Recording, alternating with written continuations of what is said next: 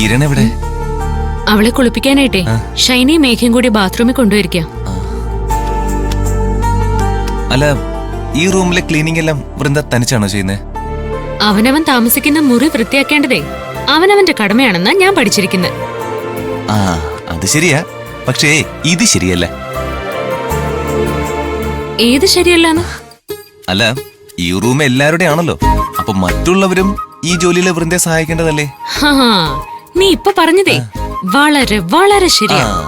ഒരു മിനിറ്റ്.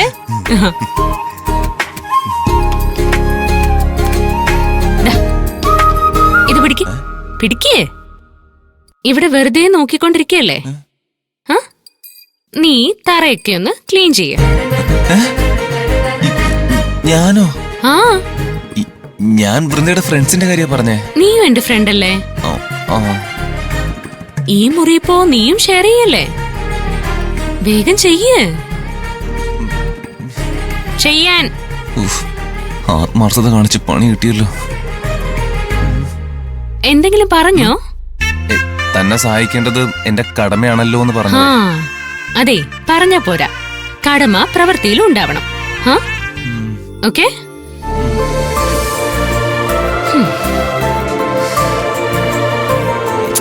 ഒന്ന് വേഗം ചെയ്യടോ.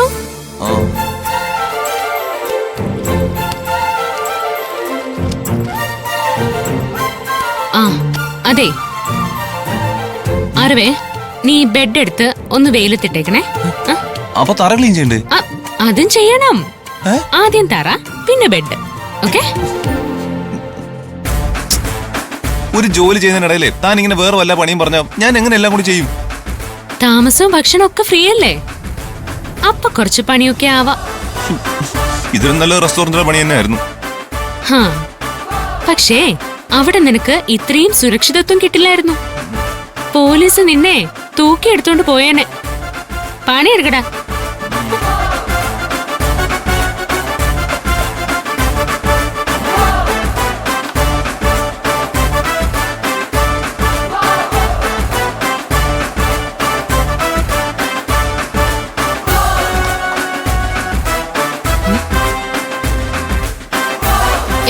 എന്താ നോക്കി നിൽക്കുന്നേ?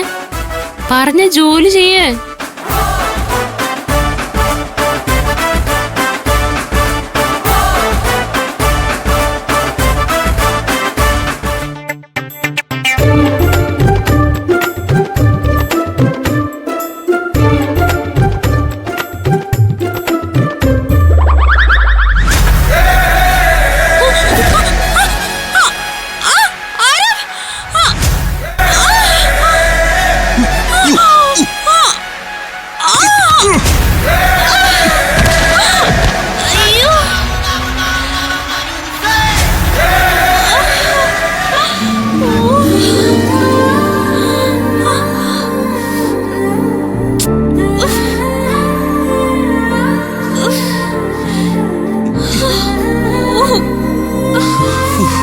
എന്നൊരു വീഴ്ചയായിരുന്നു.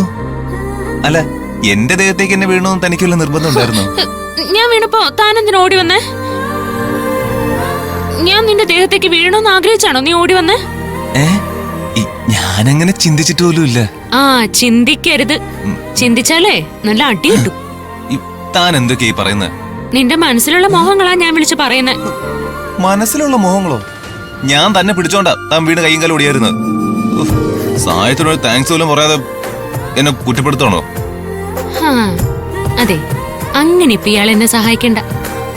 അതൊക്കെ മനസ്സിൽ അങ്ങ് വിട്ടേക്ക്. ഇപ്പൊ നടന്നതിനെ പറ്റി ആലോചിച്ച് നീ വെറുതെ സമയം കളയല്ലേ. അല്ല, താൻ വീണപ്പോ ഞാൻ പിടിക്കാൻ പാടില്ലായിരുന്നോ? പക്ഷേ അങ്ങനെ ദേഹത്ത് തൊട്ടുള്ള കളിയൊന്നും വേണ്ട. അതാ ഞാൻ ഉദ്ദേശിച്ചേ. ശരി, ഇനി തന്റെ ദേഹത്ത് തൊടാനേ ഞാൻ വരുന്നില്ല.